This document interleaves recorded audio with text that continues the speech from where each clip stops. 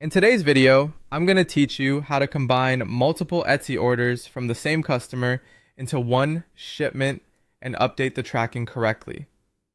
To get started, open Google Chrome and go to your Etsy orders and shipping queue. This is where you'll see all of your current open orders, and it's the best place to manage shipments when a customer has placed more than one order separately. Before doing anything else, take a moment to confirm that the orders you're looking at belong to the same customer and are all going to the exact same shipping address.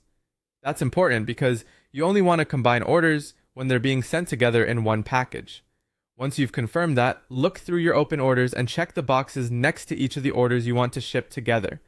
Selecting them this way helps you keep everything organized and makes it easier to process the shipment without missing anything. After the correct orders are selected, go to the top of the queue and click the Print Shipping Labels button. This will open the shipping label workflow for the selected orders. From there, choose one primary order that you'll use to actually purchase the shipping label. In other words, you're buying a single label for the combined package, and that label will be tied to one of the orders first. Next, enter the total combined package weight. Make sure this weight reflects everything that will go into the shipment, not just the items from the primary order. Since all of the selected orders are being packed into one box or mailer, the shipping label needs to match the full weight of that combined package. Taking a second to verify the weight can help prevent postage issues or delivery delays. Once the label has been purchased, Etsy will generate a tracking number for that primary order.